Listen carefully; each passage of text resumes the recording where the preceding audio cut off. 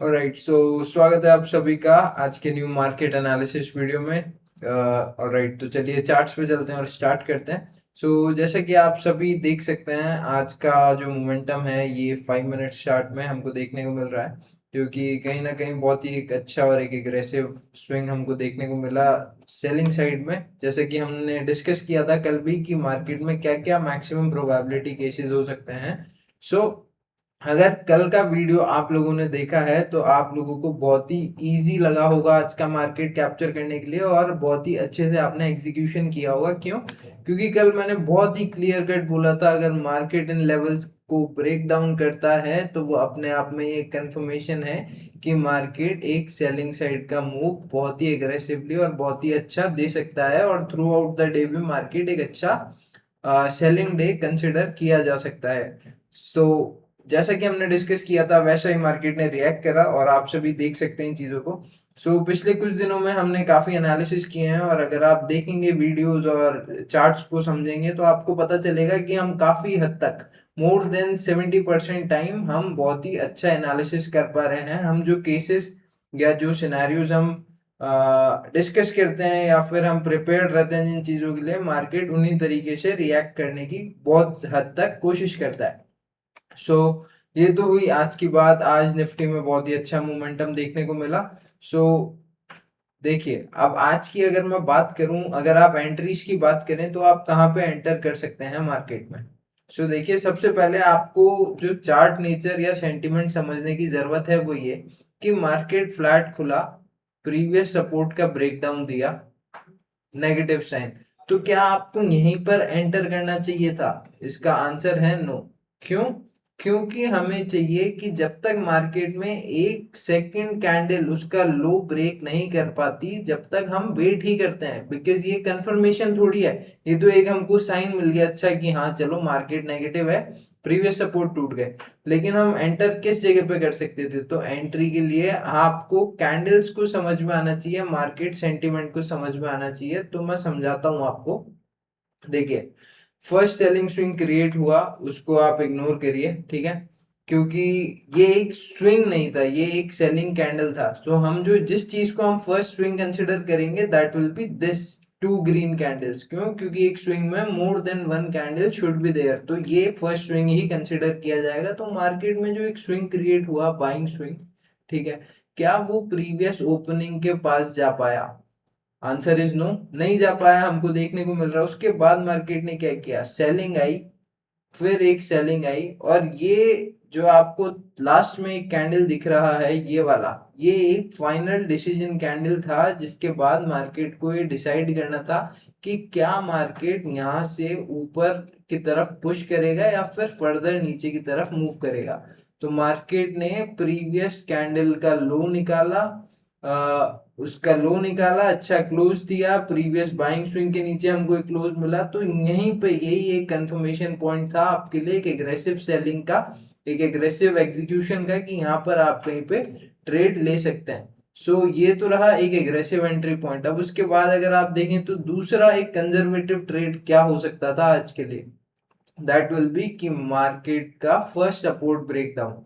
इस पॉइंट पर आप कहीं पर एंटर कर सकते थे। स्टॉप लॉसेस या तो यहाँ या यहाँ, ये आपके स्टॉप लॉसेस हो सकते थे। और मैंने जैसे कि कल भी बोला था एक एग्रेसिव सेलिंग हो सकती है, थ्रू आउट द डे हमको अच्छा सेलिंग देखने को मिल सकता है। तो आप देखेंगे तो रिस्क टू रिवॉर्ड अगर मैं आपको मार्क करके बताऊं, इस कैंडल पे आप अगर एंटर भी करते और से यहाँ कहीं का स्टॉप लॉस लगा के रखते, बहुत ही इजीली मार्केट ने आपको 1:3 दिया है। तो ऐसे मार्केट्स को आपको कैप्चर करना आना चाहिए, मार्केट सेंटिमेंट्स आपको समझ में आने चाहिए, स्ट्रक्चर समझ में आना चाहिए, कैंडल्स कैसा रिएक्ट कर रही है, कैसे ओपन हो रही है, क्लोज हो रही है, सारी चीजें बहुत इंपॉर्टेंट होती है समझने के लिए। हालांकि मार्केट में एक क्लोज बुलिश साइड के देखने को मिला है, मार्केट में एक बुलिश क्लोजिंग मिली है लास्ट के आधे घंटे में, एक घंटे में मार्केट ने एक बाइंग स्विंग बनाने की कोशिश करी है। बट उससे हमको ज्यादा फर्क नहीं पड़ेगा अभी, क्योंकि अब काफी हद तक ये चीज क्लियर हो गई है कि मार्केट में बायर्स एग्रेसिव नहीं है और सेलिंग इज एग्रेसिव। क्योंकि सेलिंग की अगर आप कैंडल देखेंगे आज यहाँ पे, तो ये बहुत ही अच्छी एग्रेसिव कैंडल्स बन रही है और कंटिन्यू बने जा रही है। ऐसा नहीं कि एक कैंडल बनी और उसके बाद फिर 1 घंटे आधे घंटे कंसोलिडेट हो गई, नहीं, ये बैक टू बैक एक स्विंग्स क्रिएट हुए हैं अच्छी वॉल्यूम कैंडल्स के साथ। आप कैंडल्स का साइज देखेंगे तो आपको समझ में आएगा, ठीक है। तो दीज आर द साइंस कि मार्केट में सेलर्स एक्टिव हैं और नीचे ले जाने की कोशिश कर रहे हैं। Now again one thing is clear, हमने कल भी डिस्कस किया था कि मार्केट में जो ये लेवल है 430 का प्रीवियस सपोर्ट की तरह एक्ट कर रहा है, और मार्केट जैसे इसको ब्रेक करेगा हम नीचे की तरफ ट्रेड्स प्लान करेंगे। काफी अच्छा ट्रेड उम्मीद करता हूँ आप लोगों ने प्लान किया होगा, अगर किया है तो कमेंट्स में बताइए, क्योंकि मैंने तो किया है। और अब कल के लिए हम डिस्कस कर लेते हैं कि कल मार्केट कैसे रिएक्ट कर सकता है। तो देखिए, हम कल के लिए भी सेलिंग व्यू ही लेके चलेंगे, और जो सबसे फर्स्ट और मोस्ट इंपॉर्टेंट सिनेरियो जो कि हाईएस्ट प्रोबेबिलिटी केस बन सकता है कल के लिए, which will be market flat gap up gap down कहीं भी खुले, हमको चाहिए कि मार्केट में एक फर्स्ट बाइंग स्विंग क्रिएट हो जाए। फर्स्ट बाइंग स्विंग क्रिएट होगा, हमको चाहिए मार्केट रेजिस्टेंस ले। रेजिस्टेंस लेने के बाद वी हैव टू ऑब्जर्व कि क्या मार्केट रेजिस्टेंस को टेस्ट कर पा रहा है कि नहीं कर पा रहा, और अगर नहीं कर पा रहा तो हायर लेवल्स पे वीकनेस देखते हुए only on formation of lower highs हमको फिर से एक अच्छा ट्रेड कैप्चर करने को मिल सकता है। प्रीवियस सपोर्ट्स वापस से हमारे टारगेट हो जाएंगे 250 260 ये लेवल्स, तो कहीं ना कहीं वापस से हमको 150-200 पॉइंट नीचे की तरफ देखने को मिल सकता है। और हम यहाँ पर वीकनेस कैसे एक्सपेक्ट करेंगे, क्योंकि ये एक अभी के लिए सपोर्ट लेवल है। प्रीवियस जो सपोर्ट था वो एक्ट करेगा एज अ रेजिस्टेंस मार्केट के लिए।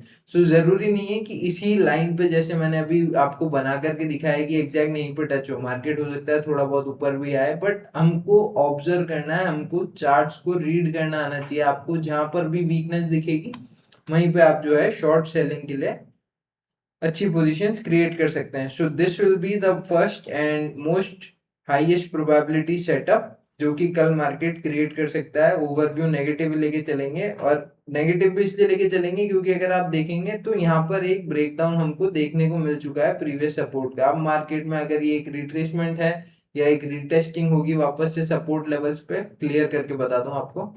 सो देखिए, ये सपोर्ट लेवल था जैसे कि आप सभी को पता है। अब उसके बाद मार्केट में एक ब्रेकडाउन देखने को मिला, ठीक है। मार्केट अगर रिटेस्ट करके और फिर वापस कंटिन्यू करने वाला है, so this will be the most important area for sellers, और अपन लोगों के लिए एक अच्छा एंट्री पॉइंट भी यही है, क्योंकि यहाँ पे वापस से प्राइसेस जो है रिटेस्ट करेगा, मतलब हायर प्राइसेस पे हमको सेल करने का फिर से मौका मिलेगा।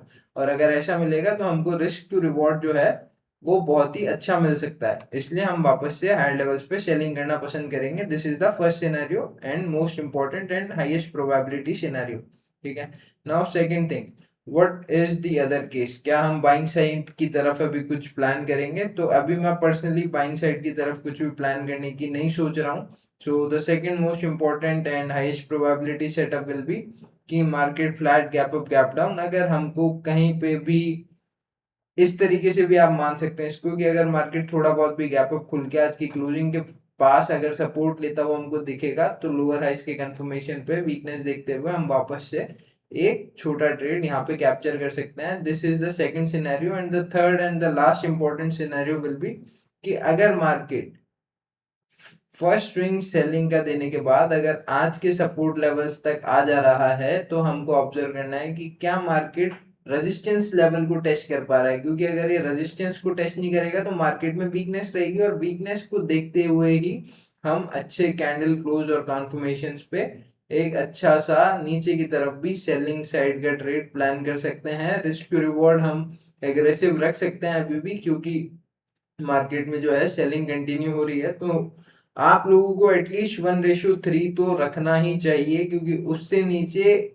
कोई मतलब वाली बात रहेगी नहीं, क्योंकि बहुत इजी आपको 1:3 मिल जाएगा अगर आप सही होंगे और अगर ट्रेंड के साथ रहेंगे तो। लेकिन अगर आप 1:1 1:2 इन चीजों पे सब पे काम करेंगे तो थोड़ी टफ हो सकती है आपके लिए चीजें, क्योंकि आप ऐसा तो है नहीं कि एक ही ट्रेड लेंगे पूरे दिन में या दो ही लेंगे, क्योंकि एज ए ह्यूमन हम लोगों की इच्छा हो ही जाती है कि चलो कुछ ट्राई ही कर लेता हूँ, ठीक है। कि 2-5 लॉट से कुछ इधर ऐसे उल्टा सीधा कुछ भी ट्राई कर लिया, क्योंकि एक्स्ट्रा पैसे पड़े हैं, आपने कमा लिया आज पैसे, तो कल आपने कुछ भी ट्राई कर लिया। ऐसे नहीं होती हैं चीजें, आपको रिस्क रिवॉर्ड मैनेज करके रखना है, और चीजें ट्राई नहीं करनी होती हैं। आपको जितना समझ में आता है जो आता है आप उस पर ही प्रॉपर एग्जीक्यूशन करिए, देखिए प्रोबेबिलिटी का गेम तो है नो डाउट, बट इसका मतलब ये नहीं है कि आपको ग्रीन कैंडल दिख गई और आपने बाय ही कर लिया कि देखते हैं 50-50 चांस है, चलेगा तो चांद तक नहीं तो रात तक।